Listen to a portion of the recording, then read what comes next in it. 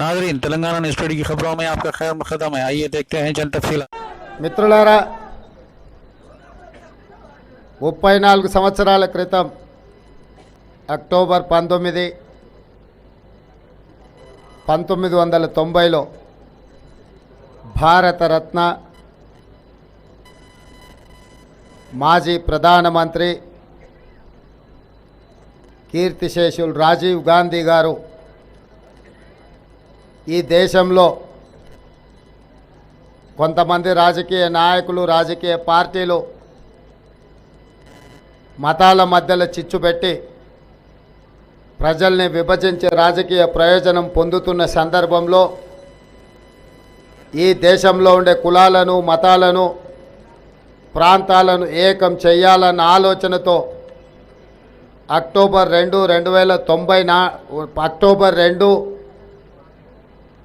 1990 నాడు వారు భారత సద్భావన యాత్రను మొదలుపెట్టి అక్టోబర్ 19, 1990 నాడు హైదరాబాద్ నగరానికి చారిత్రాత్మకమైన కట్టడం చార్మినార్ దగ్గర నుంచి ప్రారంభించి మత సామరస్యానికి పునాదులు హైదరాబాదు నగరంలో బలంగా ఉన్నాయి.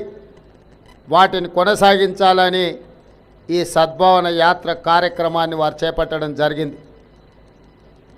వారి జ్ఞాపకార్థం ప్రతి సంవత్సరం ఆ స్ఫూర్తిని కొనసాగించడానికి పెద్దలు జి నిరంజన్ గారు సద్భావన యాత్ర కమిటీని ఏర్పాటు చేసి ప్రతి సంవత్సరం అక్టోబర్ 19 నాడు ఈ కార్యక్రమాన్ని ఏర్పాటు చేసి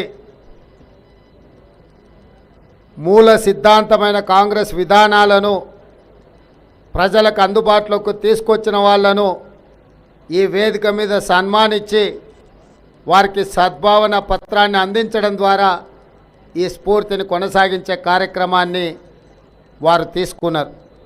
అందులో భాగంగానే ఈరోజు మా అక్క మాజీ మంత్రివర్యులు శ్రీ రాజీవ్ గాంధీ గారి స్ఫూర్తితో ప్రజా జీవితంలోకి వచ్చి డాక్టర్గా ఉన్న పేద ప్రజలకు సేవ చేయాలన్న ఆలోచనతోటి శాసనసభ్యురాలుగా, మంత్రిగా సుదీర్ఘకాలం ప్రజలకు సేవలు అందించిన డాక్టర్ జె గీతారెడ్డి గారిని ఈరోజు ఆ సద్భావన అవార్డుకు వారు ఎంపిక చేయడం మనస్ఫూర్తిగా నిర్వాహకులకు అందరికీ నేను ధన్యవాదాలు తెలియజేస్తున్నాను.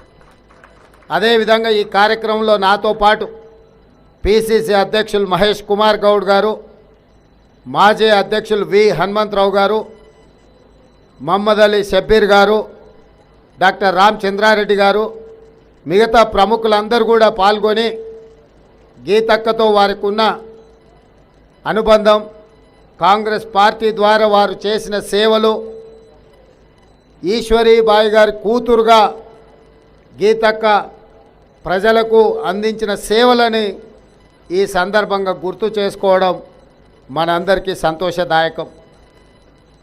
రాజకీయాలలో ఏ సందర్భం వచ్చినా పదవి వదలకుండా పదవి కావాలనే వాళ్ళని నేను చాలామందిని చూసిన. కానీ 2023 శాసనసభ ఎన్నికల సందర్భంగా నేనే డాక్టర్ జె గీతారెడ్డి గారి ఇంటికి వెళ్ళి డాక్టర్ సాబ్ను, గీతక్కను కలిసి జహీరాబాద్లో ఏ విధంగా ముందుకు వెళ్దామని అడిగినప్పుడు నేను పూర్తి సమయాన్ని ఇప్పుడు జహీరాబాద్ ప్రజలకు, తెలంగాణలో ఉండే పేదవాళ్లకు సమయాన్ని ఇవ్వలేకపోతున్నా. నేను పూర్తి సమయాన్ని ఇవ్వలేనప్పుడు వాళ్ళకు అన్యాయం జరుగుతుంది, పేద ప్రజలకు అన్యాయం జరగొద్దు, జహీరాబాద్ ప్రజలకు మేలు జరగాలి. మనం ఎవరినైనా ఒక మంచి అభ్యర్థిని చూసి ఎన్నికల్లో నిలబెట్టి గెలిపిద్దాం. ఈ ఎన్నికలలో నేను పోటీ చేయడం లేదు. రాజీవ్ గాంధీ, శ్రీమతి ఇందిరాగాంధీ స్ఫూర్తి కొనసాగాలి తెలంగాణలో అంటే కాంగ్రెస్ పార్టీ అధికారంలోకి రావాలి. ఈ ఎన్నికల్లో జహీరాబాద్ నుంచి ఇంకెవరినైనా ఎన్నికల్లో నిలబెడదామని చెప్పి గీతక్క ముందుకొచ్చి చెప్పడం వారి యొక్క త్యాగానికి వారు ఒక స్ఫూర్తి. ఎందుకంటే టికెట్ కావాలని కొట్లాడే వాళ్ళని చూసినాం. కానీ ఈసారి ఎట్టి పరిస్థితుల 10 సంవత్సరాలు తెలంగాణ ప్రజలు కేసీఆర్ ప్రభుత్వంలో నలిగిపోయినరు. వారి నిరంకుశ విధానాలను వ్యతిరేకించాలి, నిరంకుశ విధానాలను ఓడించాలి అంటే ఈసారి కాంగ్రెస్ పార్టీ గెలవాలి, పేద ప్రజలకు న్యాయం జరగాలి. అందుకే జహీరాబాద్ ప్రజలకు అన్యాయం జరగకూడదు, నేను సమయం ఇయ్యలేకపోతున్నా, అక్కడ ఎవరినైనా అభ్యర్థిని పెట్టమని గీతక్క చెప్పడం జరిగింది. ఇవాళ వాళ్ళందరి ఆశీర్వాదంతో సహకారంతో మనం ఈరోజు ఇందిరమ్మ రాజ్యాన్ని ఏర్పాటు చేసుకున్నాం. ఈరోజు రాజీవ్ గాంధీ గారి స్ఫూర్తితోని రాజకీయాలలోకి వచ్చిన వాళ్ళు లక్షలాది మంది దేశంలో ఉన్నారు. రాజీవ్ గాంధీ గారు ఆనాడు క్రియాశీలకంగా ఉన్నప్పుడు పెద్దలు వి హనుమంతరావు గారిని పిసిసి అధ్యక్షుడిగా చేసిండ్రు. ఈరోజు రాహుల్ గాంధీ గారు క్రియాశీలకంగా ఉన్నప్పుడు మిత్రుడు మహేష్ గౌడ్ గారిని ఈరోజు పిసిసి అధ్యక్షుడిగా నియమించడం జరిగింది. గాంధీ కుటుంబం ఉంటేనే బలహీన వర్గాలకు, ఈ దేశ పేద ప్రజలకు మేలు జరుగుతుంది. ఆ గాంధీ కుటుంబము వాళ్ళు తీసుకున్న నిర్ణయాలు ఈరోజు పేదల యొక్క అభ్యున్నతికి ఉపయోగపడినాయి. ఈరోజు ఎస్సీలకు అసైన్మెంట్ పట్టా భూములు కానీ, ఎస్టీలకు పోడు భూములు కానీ, ఈరోజు బలహీన వర్గాలకు రిజర్వేషన్లు కానీ, చట్టసభలల్లో ఈరోజు ఎస్సీ ఎస్టీ రిజర్వేషన్లు కానీ, అదేవిధంగా స్థానిక సంస్థలలో మహిళలకు రిజర్వేషన్లు కానీ కాంగ్రెస్ పార్టీ అధికారంలో ఉన్నప్పుడు గాంధీ కుటుంబము తీసుకున్న నిర్ణయాలే ఈరోజు పేదలకు అందరికీ మేలు జరిగినాయి. పదే చాలామంది కొంతమంది సన్నాసులు కొంత కుటుంబ పాలనని కొంతమందితో మనకి పోల్చే ప్రయత్నం చేస్తారు. నేను ఈ సందర్భంగా ఒక్క మాట చెప్పదలుచుకున్నా. మోతీలాల్ నెహ్రూ గారు, పండిత్ జవహర్లాల్ నెహ్రూ గారు స్వతంత్రం కోసం పోరాటం చేసి వేలాది కోట్ల రూపాయల ఆస్తులను దేశం కోసం త్యాగం చేసినారు, దేశానికి అంకితం చేసినారు. శ్రీమతి ఇందిరాగాంధీ, శ్రీ రాజీవ్ గాంధీ ఈ దేశాన్ని సమైక్యంగా ఉంచడంలో, ఈ దేశాన్ని అభివృద్ధి ప్రదంలో నడపడంలో వాళ్ళు అమరులై వారి 2 తరాలు ప్రాణాలని దేశం కోసం అందించారు. ఆ తర్వాత వచ్చిన 2 తరాలు శ్రీమతి సోనియా గాంధీ గారు, శ్రీ రాహుల్ గాంధీ గారు ప్రధానమంత్రి, రాష్ట్రపతి పదవుల అవకాశాలు వచ్చినా ఏవి తీసుకోకుండా మన్మోహన్ సింగ్ గారిని, పివి నరసింహారావు గారిని ప్రధానమంత్రులుగా, అదేవిధంగా ప్రణబ్ ముఖర్జీ లాంటి మేధావిని రాష్ట్రపతిగా నియమించి పదవి త్యాగాలు చేసిండ్రు. 6 తరాలు 6 మంది మోతీలాల్ నెహ్రూ, జవహర్లాల్ నెహ్రూ ఆస్తులు త్యాగం చేసి దేశానికి స్వతంత్రం తీసుకొచ్చిండ్రు.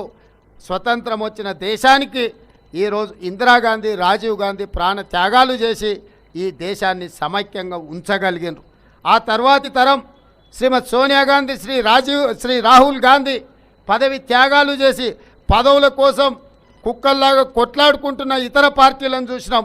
కానీ పదవులను పెద్ద వ్యక్తులకు, గొప్ప వ్యక్తులకు ఇవ్వడం ద్వారా దార్శనికత చూపించి ఈ దేశాన్ని అభివృద్ధి పదం వైపు నడిపించిన నాయకత్వాన్ని అందించిన సోనియా గాంధీ గారిని, రాహుల్ గాంధీ గారిని ఇవాళ దేశంలో యువత ఆదర్శంగా తీసుకోవాలి. అలాంటి గొప్ప కుటుంబం, గొప్ప వారసత్వం ఉన్న గాంధీ కుటుంబానికి ఈరోజు ఏమైనా పోలిక ఉన్నదా మీరు ఒక్కసారి ఆలోచన చేయండి. గాడితకేం తెలుసు గంధం చెక్క వాసన అని పెద్దలు చెప్పారు. ఇవాళ కేసీఆర్ కుటుంబం కూడా గాంధీ కుటుంబ పాలన కాదా అని. గాంధీ కుటుంబానికి మీకు ఏమైనా పోలిక ఉన్నదే? ఏమన్నా పోలిక కానీ ఆలోచన కానీ? ఇవాళ నేను 6 తరాల గురించి నేను చెప్పిన, వాళ్ళ త్యాగాల గురించి చెప్పిన. మీ చరిత్ర చెప్పండి ఒకసారి. దోపిడీ చరిత్రనా, దొంగతనం చరిత్రనా, అధికార దుర్వినియోగం చరిత్రనా, కొల్లగొట్టిన చరిత్రనా?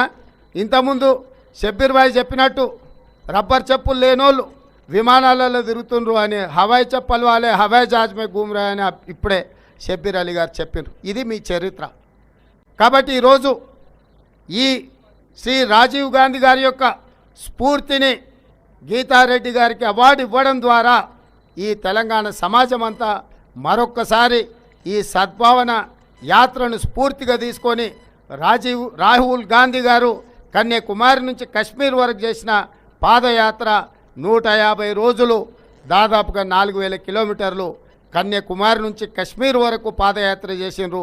యాత్రలో భాగంగా షబ్బీర్ అలీ గారు పెద్దలు చెప్పినట్టు ఇక్కడికి తీసుకొచ్చి రాహుల్ గాంధీ గారి చేత ఇక్కడనే జాతీయ జెండా ఎగరేసి ఈ దేశం యొక్క సమగ్రతను కొనసాగిస్తామని చెప్పి సందేశాన్ని ఇవ్వడం జరిగింది. ఆనాడు లక్షలాది మంది ఈ ప్రాంతంలో పట్టకుండా చెమట ఊపిరి ఆడడానికి కష్టం ఉండే విధంగా ఆ రోజు రాహుల్ గాంధీ గారికి ఇక్కడికి లక్షలాది మంది వచ్చి స్వాగతం పలికిండ్రు. అది రాష్ట్రం యొక్క ప్రజల యొక్క గొప్పతనం. అందుకే ఆ స్ఫూర్తితో ఈరోజు మత సామరస్యాన్ని కాపాడుకుంటూ తెలంగాణ రాష్ట్రాన్ని అభివృద్ధి చెయ్యాలి, చేసుకుందాము. ఈరోజు ఇందిరమ్మ రాజ్యంలో పేదలకు సంక్షేమ పథకాలని అందిస్తాం. అదేవిధంగా హైడ్రా గురించి, మూసి పునరుజ్జీవనం గురించి పదే పదే వివాదాలు జరుగుతున్నాయి. హైడ్రా ఎవరి పట్ల భూతం, ఎవరి పని పడుతుంది మీరు ఒక్కసారి ఆలోచన చేయండి. చెరువులను ఆక్రమించుకునేవాడు, కుంటలను ఆక్రమించుకునేవాడు, నాలాలను కబ్జాలు పెట్టేవాళ్ళు, ప్రభుత్వ భూములను ఆక్రమించుకొని అన్యాయంగా 7 అంతస్తుల మేడలు కట్టుకునే వాళ్ళ పట్ల హైడ్రా అంకుశం అవుతుంది. ఖచ్చితంగా మదపు టేనుగులను అణచడానికి అంకుశాన్ని ఏ విధంగా వాడతారో చెరువులు, కుంటలు, నాలాలు, ప్రభుత్వ భూములను కబ్జాలు పెట్టుకునే వాళ్ళ పట్ల ఈ రాష్ట్ర ప్రభుత్వం హైడ్రాను అంకుశంగా వాడుతుంది. మీ అందరి సంగతి తేల్చడానికే హైడ్రా వచ్చింది. ఇవాళ హైడ్రాను చూసి ఎవడు భయపడుతుండే? చెరువులను ఆక్రమించుకున్నోడు భయపడుతుండు, కుంటలలో ఇండ్లు కట్టుకున్నోడు భయపడుతుండు, నాలాలను ఆక్రమించుకున్నోడు భయపడుతుండు. ఇవాళ ప్రభుత్వ భూములను అమ్ముకొని ధరణి పేరు మీద ఎవడైతే లక్షల కోట్లకు చేరుకున్నారో వాళ్ళు భయపడుతుండ్రు తప్ప బాజాబ్తా సొంతంగా ఆస్తులున్న వాళ్ళు, అనుమతులున్న వాళ్ళు ఎవ్వరు భయపడాల్సిన అవసరం లేదు. అనుమతులున్న వాళ్ళను ఏ విధంగా కాపాడాలో ఈ ప్రభుత్వానికి తెలుస్తుంది. ఈ ప్రభుత్వానికి తెలుసు. ఎవరికైనా ప్రభుత్వం ఇచ్చిన అనుమతులు ఉంటే బాజాబ్తా అధికారులకు వచ్చి చూపించండి. ఆ అనుమతులున్న ఆస్తులకు ఎలాంటి ఇబ్బంది లేదు. నేను రాష్ట్ర ముఖ్యమంత్రిగా హామీ ఇస్తున్నా, కొంతమంది తెలంగాణ రాష్ట్ర అభివృద్ధిని అడ్డుకోవాలని, రియల్ ఎస్టేట్ను దెబ్బతీయాలని ఉన్నవి లేనివి చిలువలు పలువలు చేసి సోషల్ మీడియాలో పెట్టి వాట్సాప్ యూనివర్సిటీలలో ప్రచారాలు చేసి తెలంగాణ రాష్ట్రం యొక్క ఆర్థిక మూలాలను దెబ్బతీయాలని ఆర్థిక ఉగ్రవాదులు ప్రయత్నం చేస్తున్నారు. వాళ్ళందరి భరతం పడుతుంది మా ప్రభుత్వం. అనుమతులున్న ఏ రియల్ ఎస్టేట్ సంస్థలు ఎవరు భయపడాల్సిన పని లేదు. మీ దగ్గరికి ఎవరైనా వస్తే ప్రభుత్వ కార్యాలయాన్ని సంప్రదించండి. ఈ ప్రభుత్వం మీకు అండగా నిలబడుతుంది. అక్రమార్కులు ఎవరైనా ఇక మీ కంటి మీద కునుకు ఉండదు. ఖచ్చితంగా మీ సంగతి తేలుస్తామని చెప్పి నేను ఈ సందర్భంగా ముఖ్యమంత్రిగా చెప్తున్నా. ఇవాళ హైడ్రా అనగానే హరీష్ రావు బయటకు వచ్చిండు, రామారావు బయటకు వచ్చిండు, లేకపోతే ఈటల రాజేందర్ బయటకు వచ్చిండు. పేదోళ్ళు ఎవరు బయటకు వచ్చారా? మీ కిరాయి మనుషులు తప్ప. ఇవాళ చెరువులలో గులగొట్టి ఎవరు గులగొట్టిరా? గండిపేటలు ఆక్రమించుకున్నాడు ఎవడే? పేదోడు పోయి గండిపేటలు గుడిసేసుకున్నాడు. ఒక్క పేదోడిని చూపియండి. ఉస్మాన్ సాగర్, హిమాయత్ సాగర్లా ఫామ్ హౌజులు పేదోడు కట్టుకోగలుగుతాడా? ఎవరు ఇవాళ హైడ్రాను వద్దంటున్నది? కోర్టుల కేసులు వేస్తున్నది. పేదోళ్లకు ఈరోజు ఇలాంటి దుర్మార్గులు ఆక్రమించుకోవడం వల్ల, ప్రభుత్వ భూములని కబ్జాకు లోన్ అవ్వడం వల్ల ఈరోజు పేదలకు డబుల్ బెడ్రూమ్ ఇల్లు ఇవ్వడానికి కట్టడానికి జగా లేదని చెప్పిన సన్నాసివి నువ్వే కదా. ఇవాళ ఆ భూములు గుంజుకొని పేదోళ్ళకు పంచుతామని మేము అంటున్నాం. ఇవాళ మీ టీఆర్ఎస్ దోపిడీదారులకు పంచుకోవడానికి డబుల్ బెడ్రూమ్ ఇల్లు దాచిపెట్టుకుంటే ఇవాళ మూసీలు ఉన్న పేదోళ్ళకి నేను పంచిపెడుతున్నా. అర్ధాంతరంగా ఆగిపోయినాయి. నిన్నటికి నిన్న మూసీలో అనాథలుగా ఉన్న వాళ్లకు ఇండ్లు ఇవ్వడమే కాదు, 2 లక్షల రూపాయలు వాళ్లకు పెట్టుబడికి ఇచ్చి అందులో 1,40,000 ఉచితంగా ఇచ్చి ఆ కుటుంబాలకు నిన్న ప్రజాభవన్లో మనం చెక్కుల పంపిణీ చేసినాం. అంటే ఈరోజు పేదలకు మేలు జరిగితే చూసి ఓర్వలేకపోతున్నారు. ఇవాళ పేదలకు ఒక మంచి జీవితం ఇవ్వాలి, వాళ్ళ పిల్లలను గురుకులాలలో మంచి చదువులు చెప్పించాలి, ఇవాళ వాళ్ళకు ఉద్యోగ ఉపాధి అవకాశాలు కల్పించాలి. ఇవాళ నాలాలో కష్టాలలో మురికిలో మునిగి తేలుతున్న వాళ్లకు తవ్వ ఖర్చులకు కూడా 25,000 ఇచ్చి ఇండ్లు ఇచ్చి 2 లక్షల రూపాయలు పెట్టుబడి ఇచ్చి వ్యాపారం చేసుకోండి అని మేం పేదలను హక్కున చేర్చుకొని గుండెల్లో పెట్టి చూసుకుంటుంటే వీళ్ళు గుండెలు బాదుకొని ఏడుస్తారు. మేము అడ్డుకుంటాం, మేము బండుకుంటాం అంటారు. ఒక్కడు కూడా వస్తలేడు. బుల్డోజర్ ఖాళీగా పెట్టినా బుల్డోజర్ ఎప్పుడొస్తో అడ్డం పండుతాం అంటుండు బాబామార్దులు బిల్లా రంగాలు. నేను పిలుస్తున్నా, ఎప్పుడొచ్చి పండుకుంటారో చెప్పు. బుల్డోజర్ను పంపిస్తా, మా మహేష్ గౌడ్ గారిని ఎక్కి పంపిస్తా దాని మీద. ఒకవేళ మా మహేష్ గౌడ్ గారికి ఇప్పుడు పీసీసీ ఉంది కాబట్టి మా హనుమంత్ అన్నకు అడుగుతా, రిక్వెస్ట్ చేస్తా. బుల్డోజర్ నడిపే బాధ్యత మా హనుమంత్ అన్నకి ఇస్తా. బిల్లా రంగాలు ఇద్దరు వచ్చి బుల్డోజర్ ముందర వండుకోవాలి. అన్ని లంగ నాటకాలు, దొంగ మాటలు, వాళ్ళ ఫామ్ హౌస్లను కాపాడుకోనికే. ఇవన్నీ ముసుగేందుకు? నీ ఫామ్ హౌస్ తప్పుడుతో కాదా పోదంపా, ఆడికొస్తా ఈడికొస్తా అంటున్నావు కదా, జన్వాడకు వస్తా నేను. నీ ఫామ్ హౌస్ తప్పుడుదా కాదా, అక్రమంగా నిర్మించుకున్నావా లేదా, బుల్కపూర్ నాలాను ఆక్రమించుకున్నావా లేదా? ఇవాళ అందరినీ తీసుకొని వస్తా, మా గీతక్కను కూడా తీసుకొని వస్తా. అక్క అయితే పెద్ద మనిషే కదా. బుల్కపూర్ నాలాను ఆక్రమించుకొని రోడ్ వేసుకొని ఫామ్ హౌస్ కట్టుకోలేదా? 111 జీవోని ఉల్లంఘించి 100 కోట్లు పెట్టి 50 ఎకరాల పెద్ద భవంతి నిర్మించుకున్నాడు. ఎక్కడ బుల్డోజర్కి అక్కడికి వస్తుందో అని గిక్కడొచ్చి నాటకం ఆడుతున్నాడు. చూస్తున్నా నాటకం మొత్తం నాటకం చూస్తున్నా. అజీజ్ నగర్లో హరీష్ రావు ఫామ్ హౌస్ లేదా? పోదంపా ఆడికొస్తా. మూసీ కాడికి వస్తావా, మురికివాడకు వస్తావా? ఇగో ఆడికే వచ్చిన ఈడేడు చార్మినార్ దగ్గరనే ఉన్నాడు, పక్కనే ఉంది కదా. అది దాటుకొనే యువతలకు వచ్చిన కదా హరీష్ రావు. సవాలు ఇసురుతున్నాడు ఆయన, నువ్వు వస్తావా అని. నీలాంటి చెప్పులు మోసేటోళ్ళు కాదు, ఫామ్ హౌస్లో బోర్లో వండుకున్నాను రమ్మని నేను వస్తా. నువ్వేంద్ర భయ్ చెప్పులు మోసేటోనివి? నీదో స్థాయి, నీదో బతుకు. ఆ ఎల్ల మా కాంగ్రెస్ వాళ్ళు దయదలిచి హవాయి చెప్పలున్న నిన్ను మంత్రిని చేస్తే ఇవాళ నీకు అజీమ్ ఈడ ఉస్మాన్ సాగర్ పక్కన ఫామ్ హౌస్ వచ్చింది ఎకరాల. ఏముండే అంతకుముందు నీ సంగతి నాకు తెలియదా? ఆయన చెప్తుండే నేను వెనకంగా తొంగి చూసినా అని. కానీ నేను చూసి ఉండొచ్చు, కానీ నీలాక దొంగతనాలు చేయలే. నా ఇంటి ముందర వచ్చి చేతులు కట్టుకొని నిలబడి బిచ్చమెత్తుకున్న రోజులు మర్చిపోయినావా? చెప్పులు కొనుక్కోవాలన్నా నా ఇంటికాడికి వచ్చి నా ముందర చేతులు కట్టుకొని నిలబడి రోజులు మర్చిపోయినట్టున్నాడు అప్పుడే. అందుకే ఇవాళ వాళ్ళ బాధంతా భయమంతా వాళ్ళ ఫామ్ హౌజులు కూల్తాయని, అందుకే హైడ్రాను వ్యతిరేకిస్తుండ్రు. చెరువులు ఆక్రమించుకోకపోతే, 111 జీవోను ఉల్లంఘించకపోతే మీరు ఎందుకు భయపడుతుర్రు? హైడ్రా ఇంతవరకు మూసీ వైపు మళ్ళీ కూడా చూడలేదు. మూసీ పునరుజ్జీవన పథకం వేరే, హైడ్రా వేరే. హైడ్రా హైదరాబాదు నగరంలో ట్రాఫిక్ను నియంత్రించి సరైన ట్రాఫిక్ నడపడానికి ఉంది. హైదరాబాదులో హైడ్రా నాలాలల్లో మొత్తం చెత్త నిండుకుంటే చెత్త మొత్తం తీసి నాలాలు సాఫీగా నీళ్లు పోవడానికి ఉన్నది. చెరువులకు ఏడైనా అడ్డం పడితే కలుషితమైన నీరు ఇండస్ట్రియలిస్టులు వచ్చి తీసుకొచ్చి చెరువులలో కలిపితే వాటిని ఆపనీకి ఉన్నది హైడ్రా. ఇవాళ ప్రజలకు ఉపయోగపడాలి, ట్రాఫిక్ సమస్యను తీర్చాలి, నాలాల పేరుకపోయిన చెత్తను తొలగించాలి.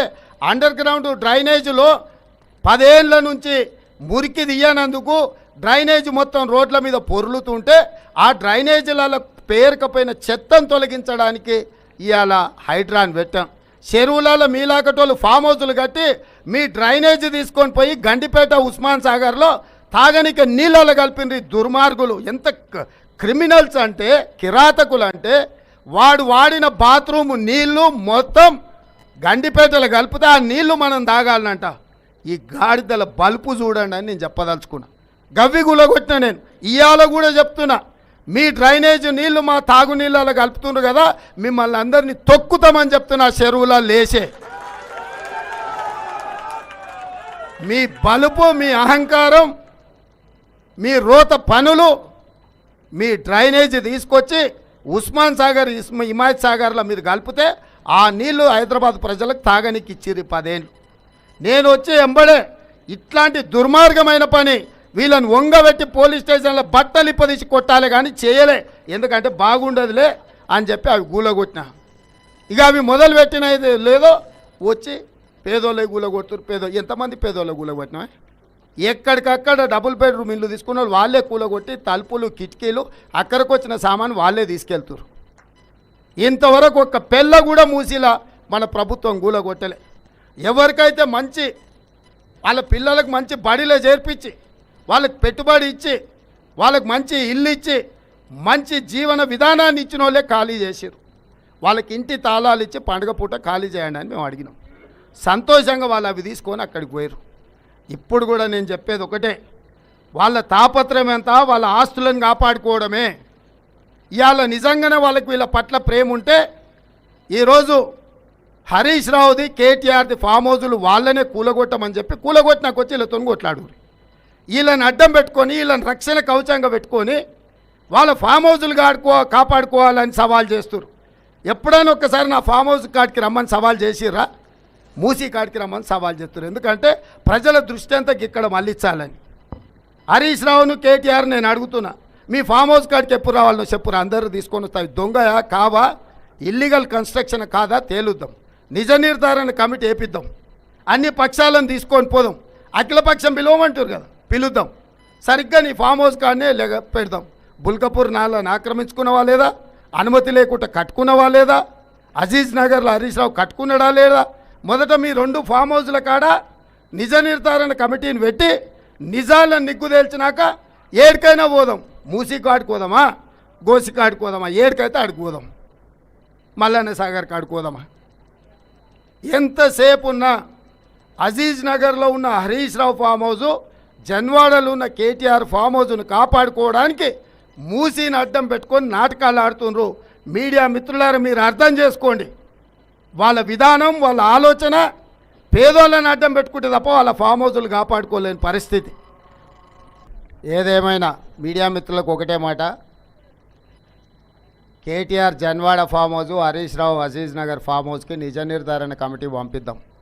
ఆక్రమించుకున్నారా లేదా, వీళ్ళ ఆక్రందనలు వాళ్ళ ఫామ్ హౌజులు కూల్తాయని దానికి మూసి ప్రజల్ని అడ్డం పెట్టుకొని కాపాడుకోవాలనే ప్రయత్నం చేస్తారు. వాళ్ళ పప్పులు ఉడకవు.